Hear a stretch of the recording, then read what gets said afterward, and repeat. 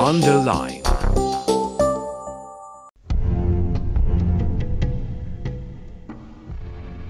Namanya kerap dikenal sebagai perwira yang cerdas dan berani dengan karir gemilang. Jenderal Anumerta Ahmad Yani, Kepala Staf Angkatan Darat yang gugur dalam peristiwa gerakan 30 September 1965, adalah seorang legenda. Bukan hanya karena kisah suksesnya memenangi sejumlah pertempuran, tapi juga berkat karakter kepemimpinan dan kebangsaannya yang menerbitkan rasa kagum.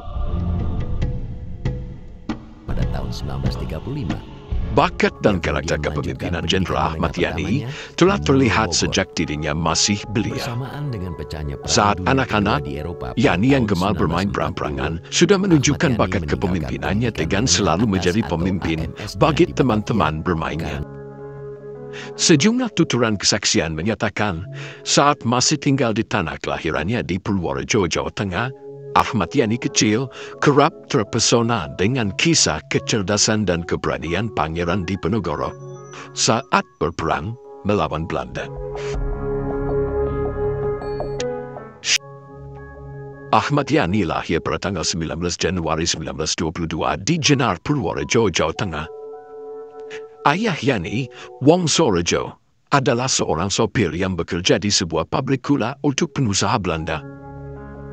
Pada tahun 1927, Yani dan keluarganya pindah ke Batavia mengikuti sang ayah yang bekerja pada seorang perwira militer Belanda. Yani kecil menyelesaikan pendidikan dasarnya di HIS Bogor pada tahun 1935. Ia kemudian melanjutkan pendidikan menengah pertamanya di Mulo Bogor. Bersamaan dengan pecahnya Perang Dunia Kedua di Eropa pada tahun 1940, Ahmad Yani meninggalkan pendidikan menengah atas atau AMS-nya di Batavia karena harus menjalani wajib militer. Saat itu, Yani memilih belajar topografi militer di Malang. Saat tentara Jepang masuk wilayah Nusantara pada tahun 1942, Yani dan keluarganya pindah kembali ke Purworejo, Jawa Tengah.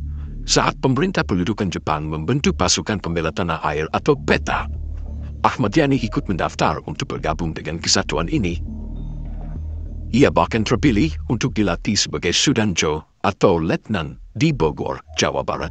Setelah selesai, ia dikirim ke Magelang, Jawa Tengah sebagai instruktur. Saat menjalani pelatihan sebagai anggota PETA inilah, Ahmad Yani mengenal dan jatuh cinta kepada Yayu Rulia Sutodivirio. Meski kala itu ada peraturan ketat bahwa Sudanjo belum boleh menikah dalam jangka waktu tertentu, Yani memilih nekat menikah diam-diam dengan Yayu pada tanggal 5 Desember 1944.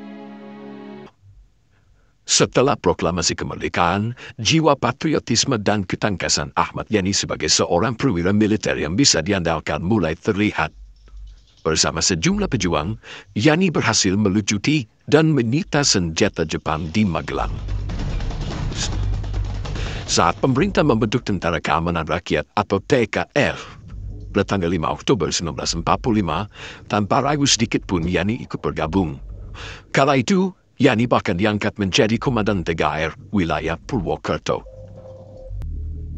Saat terjadi agresi militer Belanda pertama, bakat kepemimpinan militer Ahmad Yani kian terlihat setelah pasukan yang dipimpinnya berhasil menghalau mundur pergerakan pasukan Belanda yang hendak menduduki wilayah Pingit, Ambarawa, Semarang.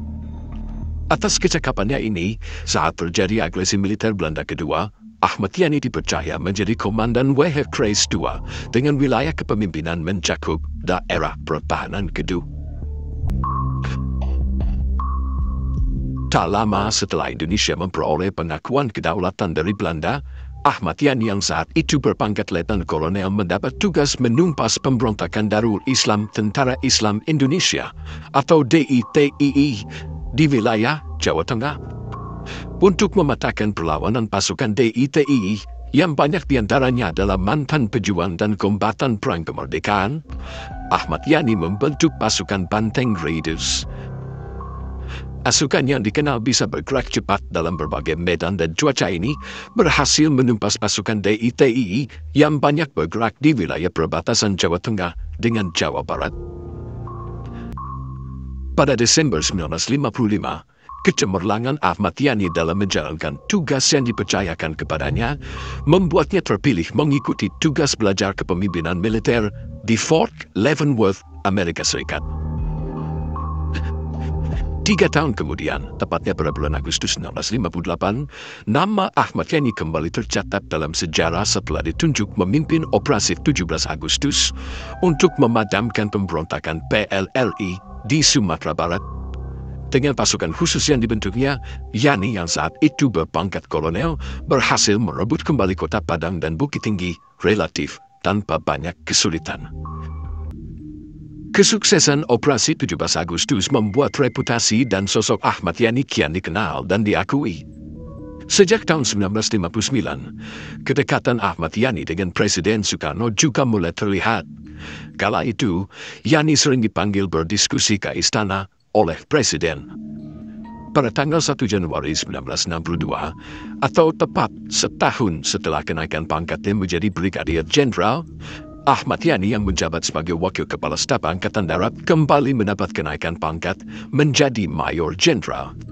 6 bulan kemudian, atas pilihan Presiden Soekarno, Ahmad Yani diangkat sebagai Kepala Staf Angkatan Darat menggantikan Jenderal Abdul Haris Nasution. Berbeda dengan pembawaan Jenderal Nasution yang cenderung kaku, sebagai orang yang terdidik dalam kultur Jawa, Ahmad Yani bisa bersikap lebih luas dalam berhubungan dengan Presiden Soekarno. Yani yang kerap menemani Bung Karno dalam acara-acara non-resmi juga sangat disukai Bung Karno. Karena kedekatan mereka, Ahmad Yani sering disebut sebagai anak emas Soekarno. Saat Bung Karno kian aktif mengusung gagasan Nasakom untuk mempersatukan kaum nasionalis agama dan komunis, hubungan Yani dengan sang presiden mulai berjarak. Yani yang kerap menentang usulan-usulan PKI dalam rapat-rapat kabinet tidak pernah mahu mendukung gagasan Nasakom. Dan meski berusaha diredam Presiden Soekarno agar tidak muncul di permukaan, persaingan dan ketegangan hubungan antara PKI dengan Angkatan Darat tetap terjadi. Permusuhan ini kian memanas saat pemimpin PKI, D.N. Aidit, menggembar-gemborkan ide pembentukan angkatan kelima yang terdiri dari kelompok buruh dan tani yang dipersenjatai. Gagasannya mengemuka seiring tersiarnya kesediaan pemerintah Tiongkok untuk memberi bantuan 100.000 pucuk senjata kepada pemerintah Indonesia, ditolak mentah-mentah pihak Angkatan Darat. Situasi ini menempatkan Ahmad Yani pada posisi yang sulit.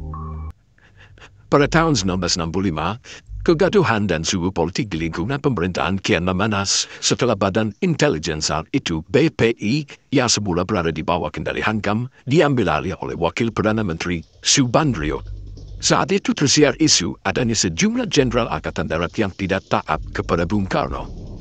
Dari desas-desus ini, kemudian muncul isu Dewan Jenderal yang ikut memicu terjadinya rangkaian kekacauan dan turbulensi politik yang bukan hanya merenggut nyawa Ahmad Yani dan sejumlah jenderal Angkatan Darat, tapi juga mengubah jalannya sejarah politik di Indonesia.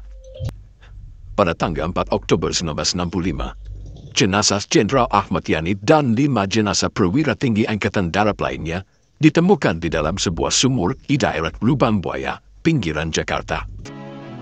Kematian Jenderal Ahmad Yani membuat keluarga dan banyak orang yang mengenalnya sangat berduka, tidak terkecuali Presiden Soekarno yang dikenal dekat dengan dirinya. Saat menghadiri pemakaman Ahmad Yani di Taman Makam Pahlawan Kalibata, Bung Karno tidak kuasa menahan tangis di depan pusara jenderal yang sangat disayanginya ini.